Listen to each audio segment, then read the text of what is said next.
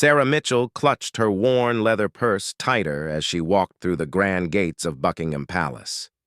The morning sun cast long shadows across the courtyard, but she barely noticed the beauty around her.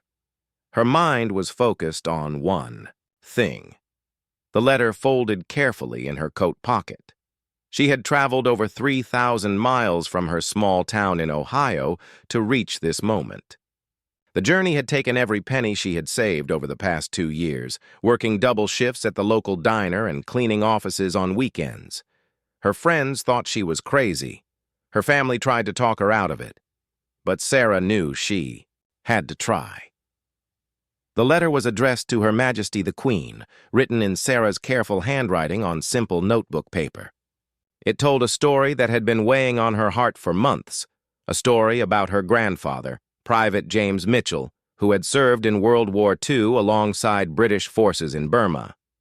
He had saved the lives of 12 British soldiers during a fierce battle, but had never received recognition for his heroic actions. Sarah's grandfather had passed away 6 months earlier at the age of 98. In his final weeks, he had shared stories with Sarah that he had never told anyone else, stories of friendship, courage, and sacrifice, stories of how he had carried wounded British soldiers to safety while under enemy fire, stories of bonds, formed in the mud and chaos of war that lasted a lifetime. James had kept in touch with some of those British soldiers for decades after the war ended. They had written letters back and forth, sharing news about their families and their lives. But as years passed, the letters became fewer and eventually stopped altogether. James never sought recognition for what he had done. He simply went back to his quiet life in Ohio, working at the steel mill and raising his family. But Sarah felt differently. She believed her grandfather's actions deserved to be remembered. She had spent months researching military records, trying to find proof of what her grandfather had done. She discovered documents that mentioned Private Mitchell's unit and their involvement in several key battles.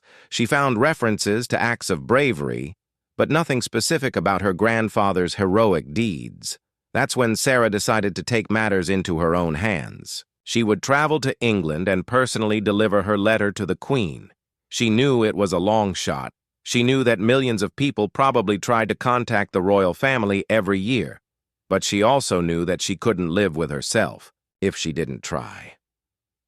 The security checkpoint at the palace was intimidating. Guards in red uniforms and tall black hats stood at attention, their faces serious and professional.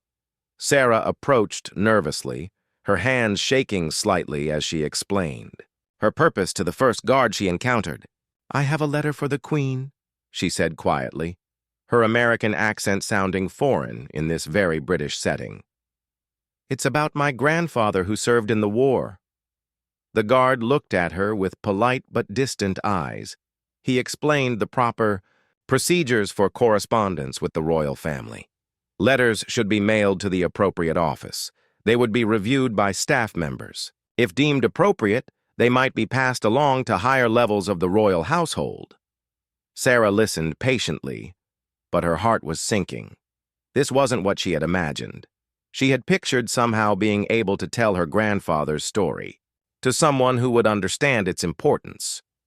Instead, she was being told to mail her letter like everyone else. She thanked the guard and walked away from the checkpoint, feeling defeated. The weight of her journey, the money spent, the time taken off work, the hopes she had built up, suddenly felt crushing. She found a bench in a nearby park and sat down, staring at the palace in the distance.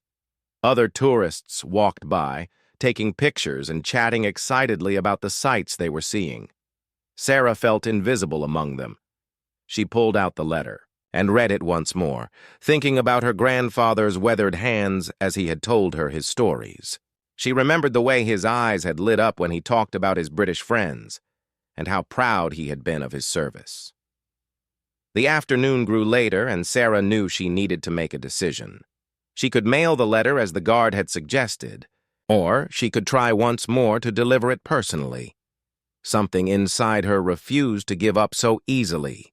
Her grandfather hadn't given up when those soldiers needed his help. She wouldn't give up now.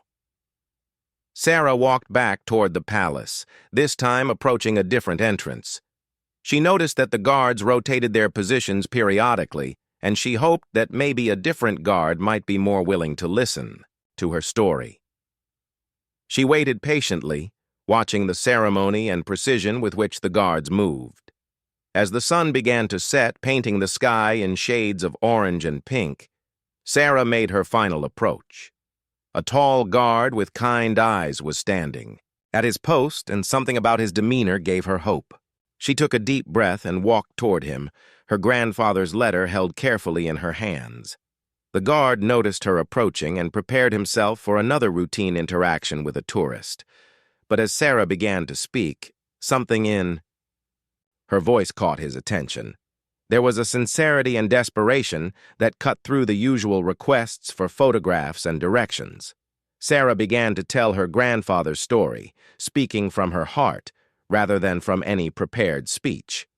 She talked about James Mitchell, about the war, about the British soldiers he had saved, and about her journey to honor his memory.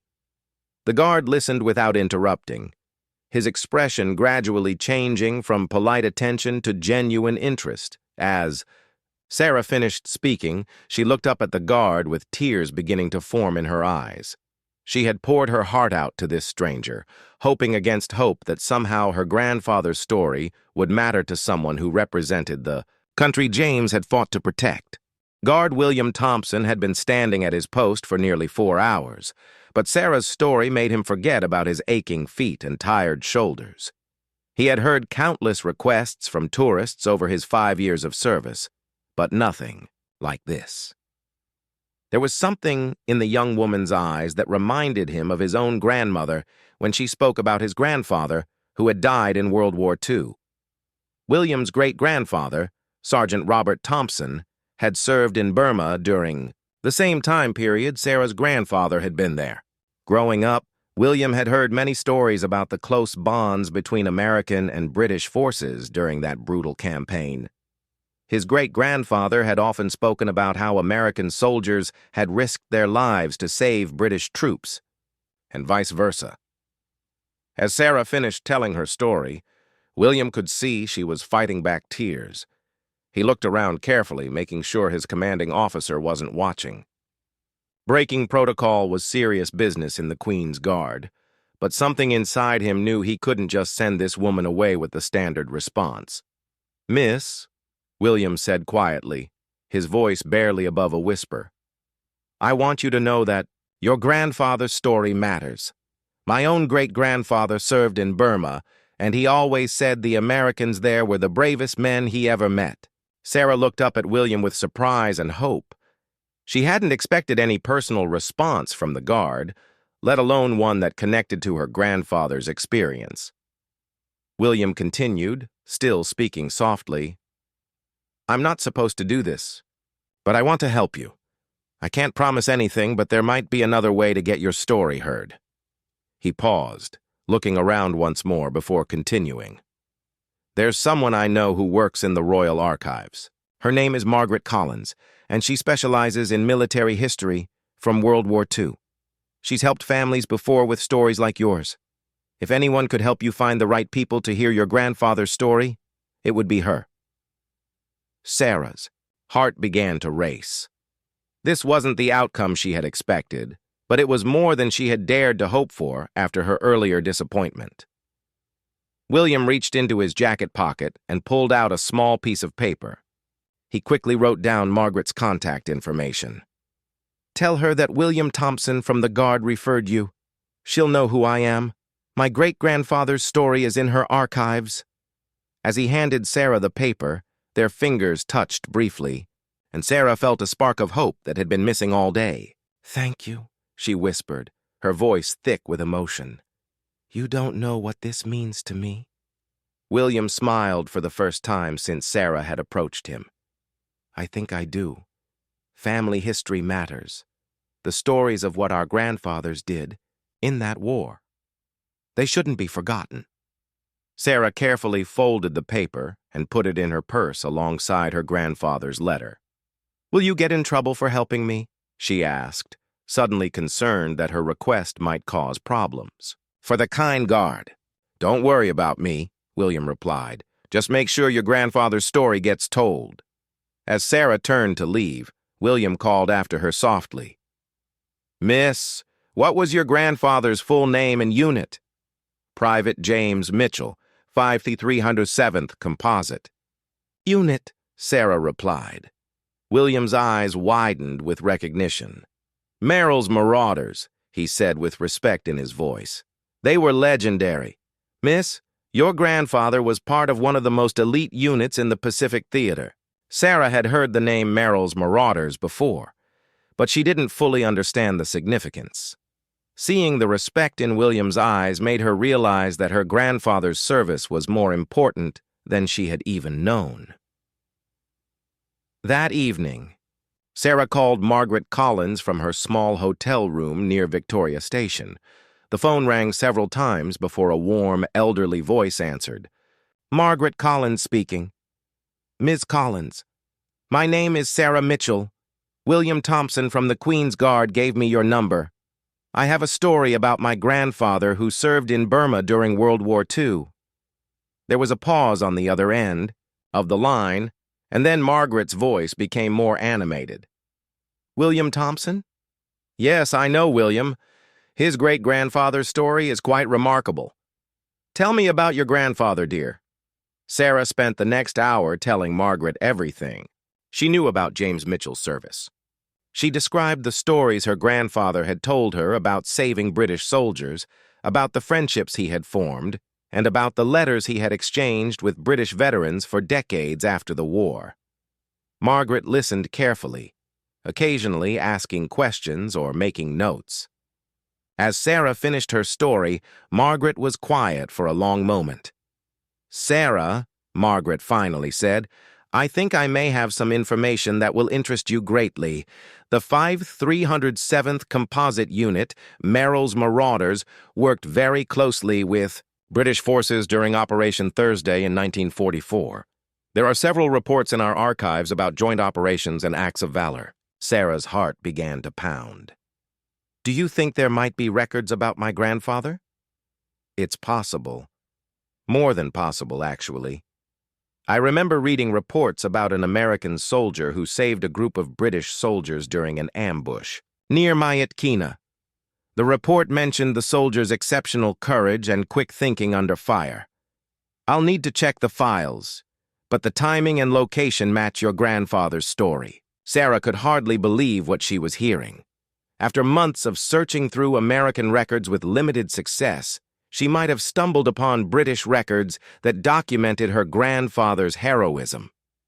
Margaret continued, "If the reports confirm your grandfather's actions, there might be more we can do than just preserve his story.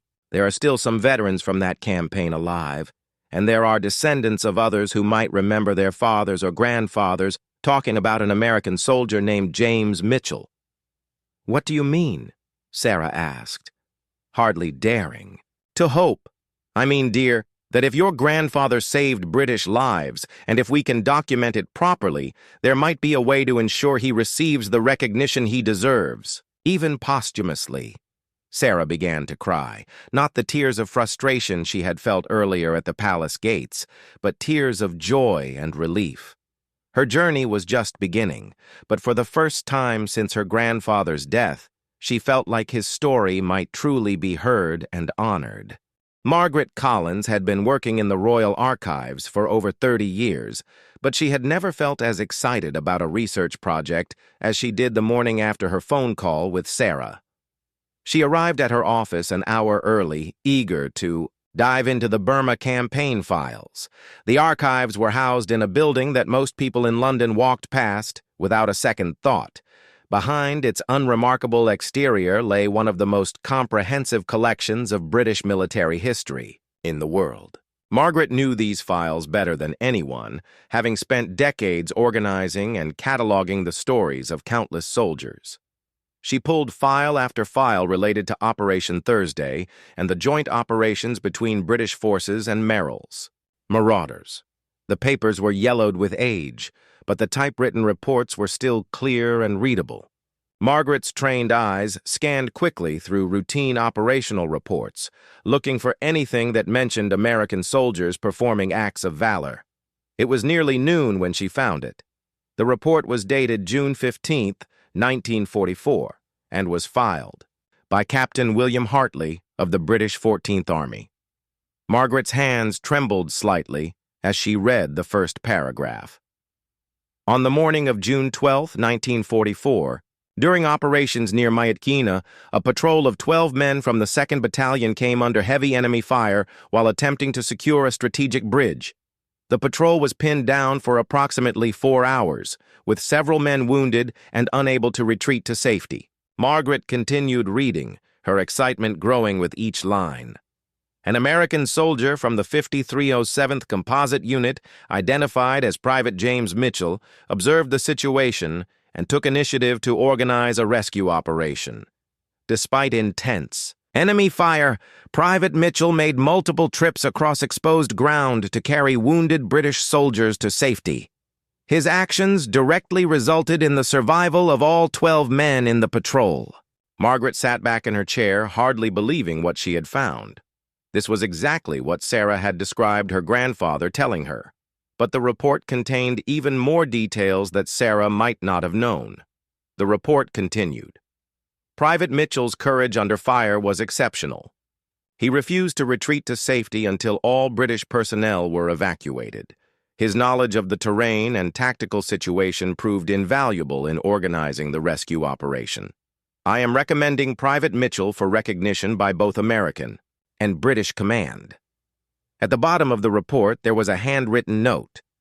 Recommendation forwarded to Allied Command for appropriate honors. Private Mitchell exemplifies the finest traditions of Allied cooperation. Margaret immediately reached for her phone to call Sarah, but then stopped. She wanted to find more before sharing this news. If there was one report, there might be others. She spent the next 3 hours going through related files. She found 2 more references to Private James Mitchell, including a letter from one of the British soldiers he had saved. The letter was written 6 months after the incident and was addressed to British command. Sirs, I am writing to inquire about the American soldier who saved my life and the lives of my mates near Myatkina. Private James Mitchell risked everything to pull us out of that ambush. We promised to stay in touch after the war, but I lost his contact information. If there is any way to get word to him, please tell him that Corporal David Williams of Manchester will never forget what he did. Margaret felt goosebumps on her arms as she read the letter. This was the proof Sarah needed, but it was also something more. It was evidence of the lasting bonds that had been formed between these soldiers. She continued searching and found a roster of the soldiers who had been in Captain Hartley's patrol. Most of the names meant nothing to her, but she recognized some surnames that were still common in Britain. It was possible that some of these men were still alive, or that their children or grandchildren could be located. Margaret picked up her phone and called Sarah at her hotel. Sarah answered on the first ring, as if she had been sitting by the phone waiting. Sarah, it's Margaret Collins. I have wonderful news. You found something? Sarah's voice was breathless with anticipation. I found everything, Margaret said, unable to contain her excitement. I found the official British Army report documenting your grandfather's actions. I found a recommendation for honors that was submitted to Allied Command. I found a letter from one of the soldiers he saved asking how to contact him after the war. Sarah was quiet for so long that Margaret wondered if the connection had been lost. Sarah? Are you there? I'm here, Sarah said, her voice breaking with emotion. I can't believe it. My grandfather really did save those men? He did more than that, dear. According to the reports, he saved all 12 of them, and one of the soldiers, David Williams from Manchester, tried to reconnect with your grandfather after the war but couldn't find him. Margaret could hear Sarah crying on the other end of the phone, but she continued sharing what she had found. Sarah, there's something else. The report mentions that your grandfather was recommended for recognition by both American and British command. I want to look into what happened to that recommendation. What does that mean? Sarah asked. It means that your grandfather might have been entitled to honors that he never received.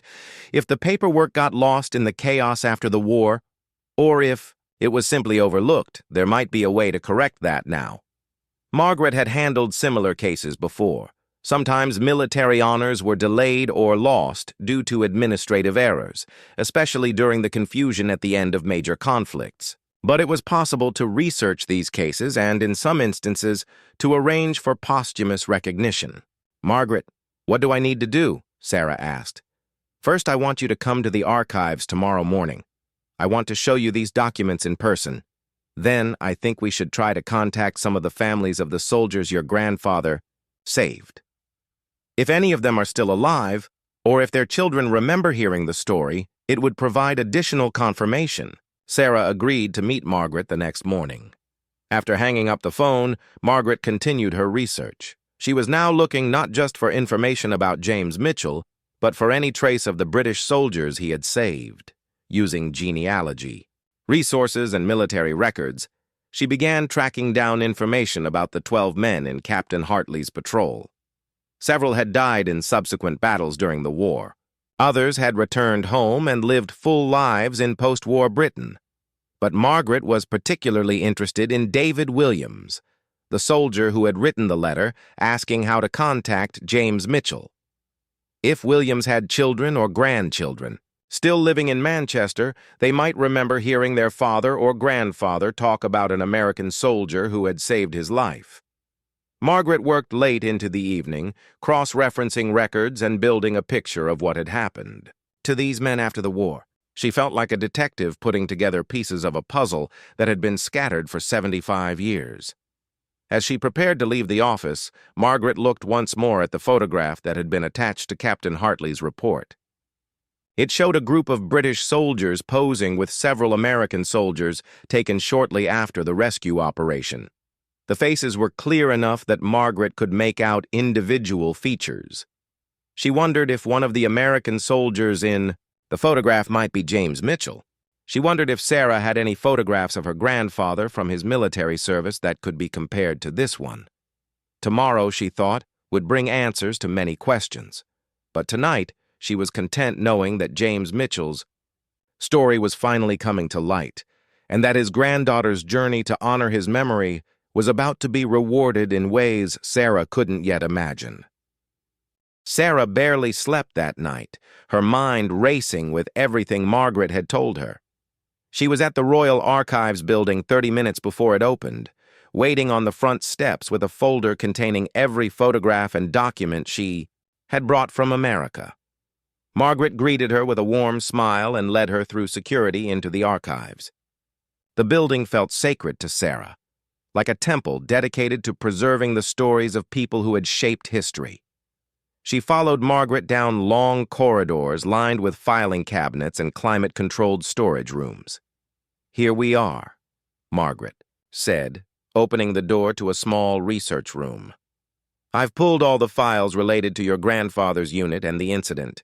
The documents were spread across a large table, protected by clear plastic covers. Sarah approached slowly, as if she were approaching her grandfather's grave. The first thing she saw was Captain Hartley's report, and there, in black and white, were the words that confirmed everything her grandfather had told her. Private James Mitchell, exceptional courage under fire, directly resulted in the survival of all 12 men. Sarah read the report 3 times before she could speak. When she finally looked up at Margaret, tears were streaming down her face. "I have something else to show you," Margaret said gently. She picked up the photograph that had been attached to the report. "This was taken a few days after the rescue. Do you recognize anyone?" Sarah looked at the photograph of British and American soldiers standing together, their uniforms dirty and their faces tired but smiling. She studied each American face carefully, comparing them to the photographs she had brought from home. In her folder, Sarah had a photograph of her grandfather in uniform, taken shortly before he shipped out to Burma. She placed it next to the group photograph and immediately pointed to one of the American soldiers. "That's him," she said with certainty. "That's my grandfather." Margaret examined both photographs carefully. The resemblance was unmistakable. James Mitchell was standing in the back row of the group photo, his arm around the shoulder of a British soldier. "Sarah, I think that British soldier next to your grandfather might be David Williams, the one who wrote the letter trying to reconnect after the war." Margaret had spent the morning before Sarah arrived making phone calls to Manchester. She had contacted local historical societies and veterans organizations, trying to track down information about David Williams. Her efforts had been rewarded. "I have more news," Margaret said. "I found David Williams' family." Sarah looked up in shock. "He's still alive?" "No. David passed away in 1987, but his son Michael is very much alive and he lives in Manchester. I spoke with him this morning, and Sarah, he remembers his father talking about your grandfather." Sarah felt like the room was spinning. "What did he say?" Margaret pulled out her notes from the phone conversation. "Michael Williams is 68 years old. He said his father talked often about the war, especially about an American soldier named Jimmy who saved his life. David Williams kept a photograph of your grandfather for the rest of his life. Michael still has it." The photograph David Williams had kept was a different one than Sarah had brought. It was a personal photo that James had given to David before they parted ways at the end of the war. On the back, James had written, "To David, never forget Burma. Jimmy Mitchell, Ohio, USA." "Michael wants to meet you," Margaret continued. "He's driving down from Manchester this afternoon. He's bringing the photograph and some letters his father wrote to family members about the incident." Sarah couldn't believe what was happening. In less than 24 hours, her grandfather's story had transformed from family legend to documented history to living memory. That afternoon, Sarah waited nervously in Margaret's office for Michael Williams to arrive. When he walked through the door, Sarah could immediately see his father's face in the old group photograph. The family resemblance was strong. Michael was a kind man with gentle eyes and calloused hands that spoke of a lifetime of honest work. He carried a small leather satchel that contained his father's war memorabilia. "Miss Mitchell," he said, extending his hand. "I can't tell you how extraordinary this is. My father talked about your grandfather until the day he died. He called him the bravest man he ever met." Michael opened his satchel and carefully removed a photograph. It showed James Mitchell standing alone, smiling at the camera. He was younger than in the other photos Sarah had seen, and he looked confident and strong. Sarah turned the photograph over and read her grandfather's handwriting. "To David, never forget Burma. Jimmy Mitchell, Ohio, USA." "He never forgot," Michael said quietly. "And neither did we. My father told me that story dozens of times. How your grandfather appeared like an angel in the middle of that hell and saved them all. Michael had brought more than just the photograph.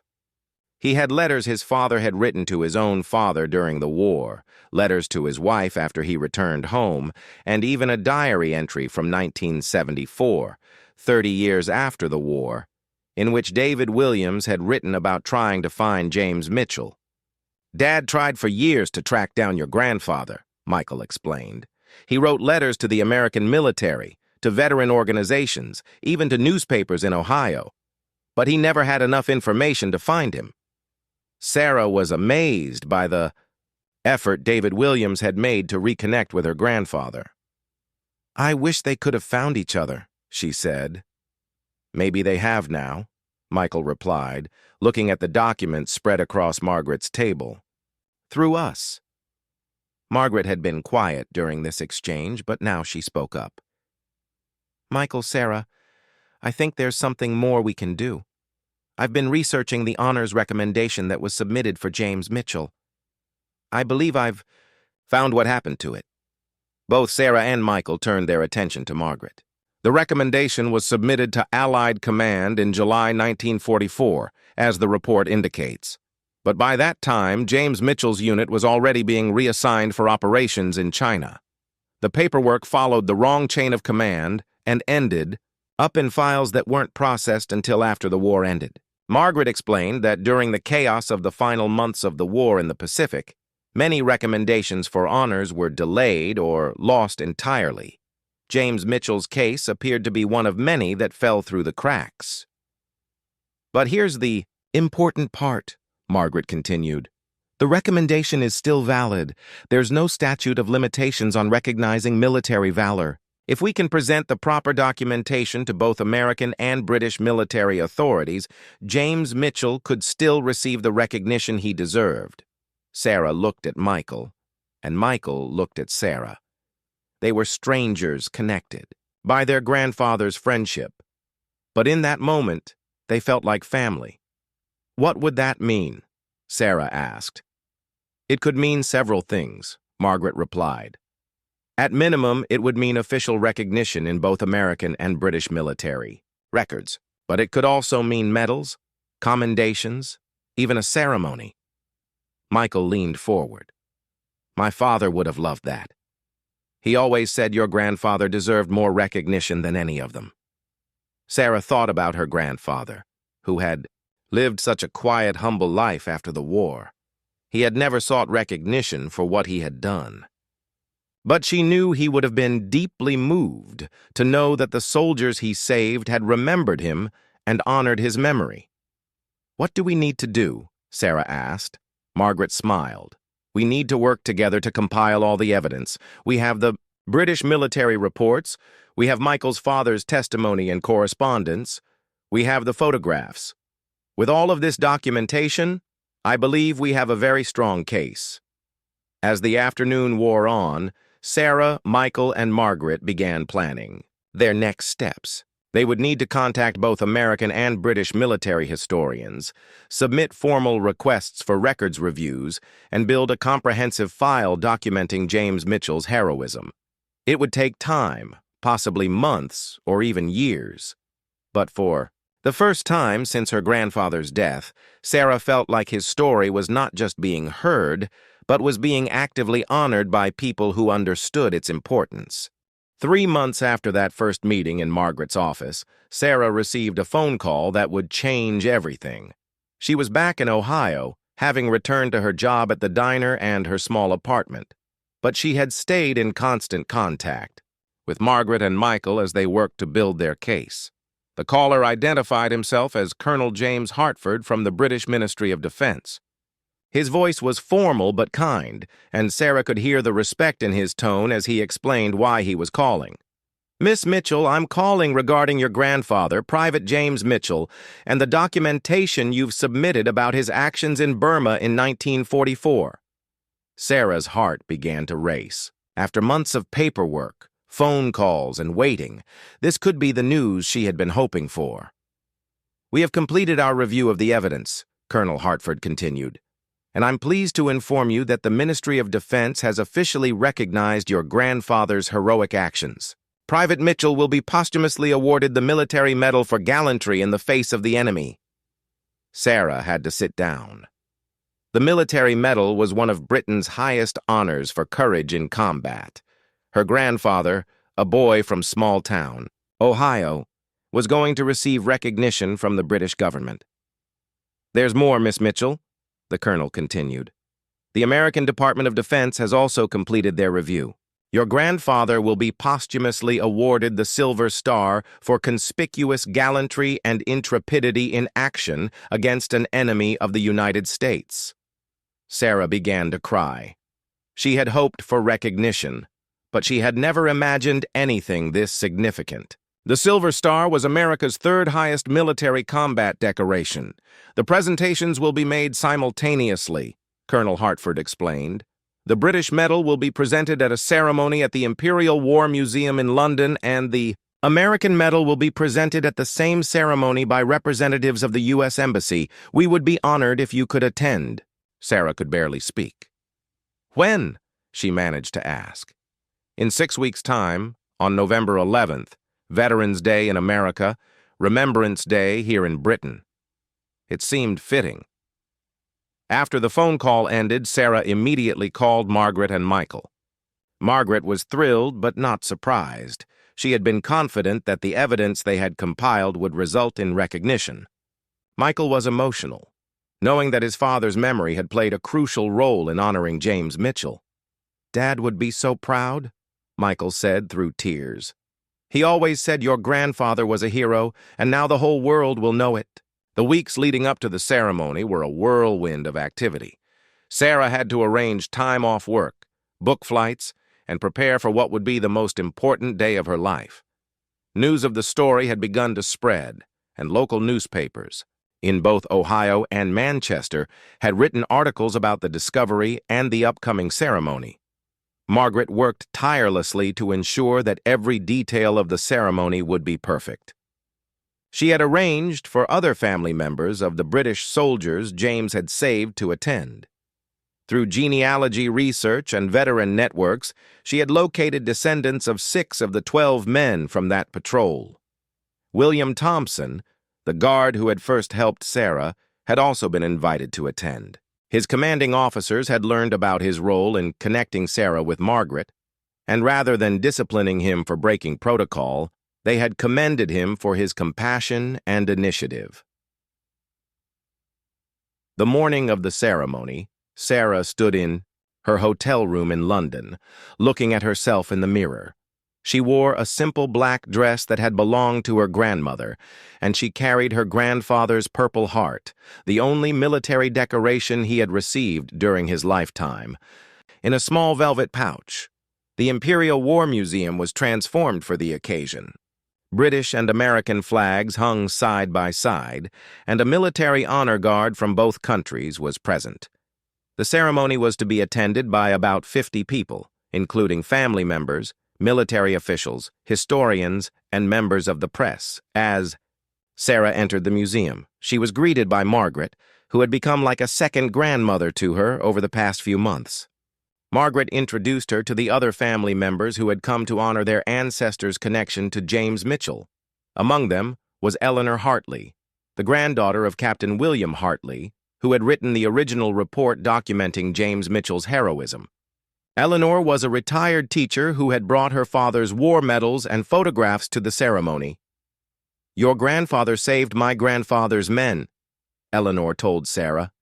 "Our families have been connected by that act of courage for 75 years, even though we never knew it." Michael Williams had brought his entire family from Manchester, his wife, his 3 children, and his grandchildren. They stood together as representatives of David Williams, the soldier who had tried so hard to reconnect with James Mitchell after the war. When the ceremony began, Sarah took her seat in the front row, flanked by Margaret and Michael. The presenter was a British general who spoke about the importance of remembering the sacrifices made by all Allied forces during World War II. "Today we correct a historical oversight," the general said. "Private James Mitchell's courage saved 12 British lives in June 1944. His actions exemplified the finest traditions of Allied cooperation and military valor. Though we cannot honor him in person, we can ensure that his heroism is remembered for generations to come." The British military medal was presented first. Sarah walked to the front of the room as the citation was read aloud, detailing her grandfather's actions and the impact they had on the soldiers he saved. When the medal was placed in her hands, she thought about her grandfather's weathered fingers and the stories he had shared with her in his final weeks. The American Silver Star was presented next by a colonel from the U.S. Embassy. As he pinned the medal ribbon to a display case that would house both decorations, he spoke directly to Sarah. "Your grandfather's courage under fire reflects the finest traditions of American military service. His actions saved not just 12 lives, but the families and futures of those 12 men. The ripple effects of his heroism have touched countless lives over the past 75 years. After the formal presentations, there was a reception where Sarah had the opportunity to meet and talk with all the family members who had attended. Each of them had stories about how their fathers or grandfathers had been affected by their wartime experiences, and how James Mitchell had become a part of their family lore even though they had never known his name. William Thompson approached Sarah during the reception, still wearing his dress uniform from the ceremony. "Miss Mitchell, I'm so glad I could be here to see this. Your grandfather's story needed to be told, and you made sure it was." Sarah who? 6 months after the ceremony in London, Sarah's life had changed in ways she never could have imagined. The story of her grandfather's heroism and her journey to honor his memory had captured hearts around the world. News outlets from both America and Britain had covered the story, and Sarah had received hundreds of letters from veterans, their families, and people who were simply moved by the tale of courage and dedication. Sarah had returned to her job at the diner in Ohio, but now she also had a new purpose. The Imperial War Museum had asked her to become an unofficial ambassador for their Burma campaign exhibit, sharing her grandfather's story at schools, veteran organizations, and historical societies. On a crisp autumn morning, Sarah stood in front of a high school history class in Columbus, Ohio, holding the photograph of her grandfather that David Williams had kept for over 40 years. She had told this story dozens of times now, but each telling felt as important as the first. "My grandfather never talked about being a hero," Sarah told the teenagers, who were listening with surprising attention. "He just talked about doing what was right. When he saw those British soldiers in trouble, he didn't think about the danger to himself. He thought about the fact that they needed help." After her presentation, a 17-year-old girl approached Sarah. "Miss Mitchell, my great-grandfather was in World War II too, but he never talked about it. How did you get your grandfather to tell you his stories?" Sarah smiled, remembering those precious conversations with her grandfather in his final weeks. "I just listened," she said. "Sometimes the most important stories are the ones people think aren't worth telling. But every story matters, and every act of courage deserves to be remembered." The girl nodded thoughtfully. "Maybe I should ask my great-grandfather about his war stories while I still can." "Yes," Sarah said. "You should." That afternoon, Sarah received a phone call that would open another unexpected chapter in her grandfather's story. The caller was Dr. James Bennett, Jr., Arthur Bennett's son, who had been named after her grandfather. "Sarah, I have some news that I think will interest you greatly," Dr. Bennett said. "I've been contacted by a documentary filmmaker who wants to make a film about your grandfather's story and the ceremony in London." The filmmaker was Emma Thompson, a British director who specialized in historical documentaries. She had been at the ceremony in November and had been deeply moved by the connections between all the families involved. She wanted to create a film that would preserve not just James Mitchell's story, but the stories of all the families whose lives had been touched by his heroism. She wants to interview everyone. You, Michael Williams, my father Arthur, Eleanor, Hartley, even William Thompson, the guard who helped you, Dr. Bennett explained. She thinks this story represents something important about how individual acts of courage can create lasting bonds between people and nations. Sarah was intrigued, but also nervous about the idea of her grandfather's story being turned into a film. What kind of documentary would it be? She showed me some of her previous work. She's very respectful of military history and family stories. She wants to focus on the human connections, how your journey to honor your grandfather led to all of these discoveries and relationships. Over the following weeks, Sarah spoke with Emma Thompson several times. The filmmaker's passion for the story was evident, and her approach was thoughtful and respectful. She wanted to film interviews with all the key people, visit the locations where the story had unfolded, from Sarah's hometown in Ohio to the Imperial War Museum in London, and even travel to Burma to see the area where James Mitchell had performed his heroic rescue. "This isn't just a war story," Emma explained during one of their conversations. "It's a story about memory, family, and the ways that love and courage echo through generations. Your grandfather's actions in 1944 are still creating connections and inspiring people today. Sarah agreed to participate in the documentary, and over the next year she found herself part of an extended family that included the filmmaker, the descendants of the British soldiers, and people from around the world who had been touched by the story. The filming process brought unexpected revelations.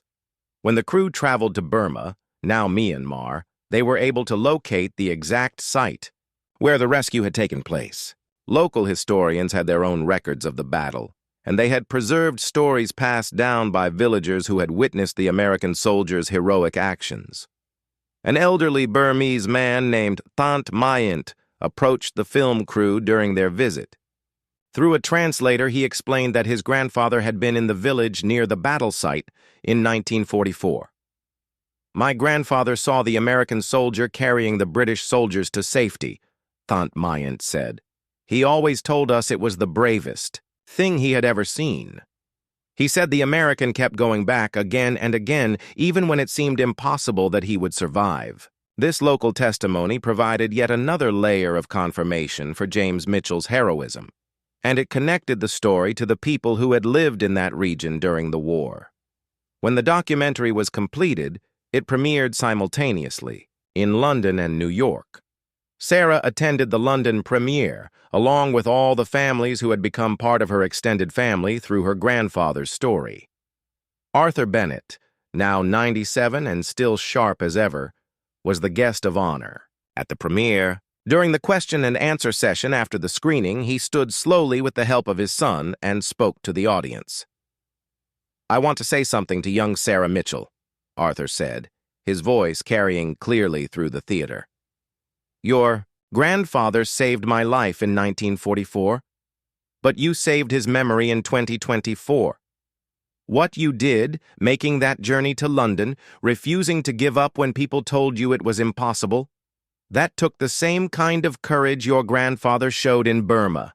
The audience erupted in applause, and Sarah felt tears streaming down her face. She looked around the theater and saw all the faces that had become dear to her over the past 2 years. Margaret Collins, Michael Williams, William Thompson, Eleanor Hartley, Dr. Bennett, and many others. After the premiere, there was a reception at the Imperial War Museum, in the same room where her grandfather's medals were now permanently displayed. Sarah stood in front of the exhibit, reading the inscription that told the story of Private James Mitchell's heroism and the journey his granddaughter had taken to ensure his memory lived on.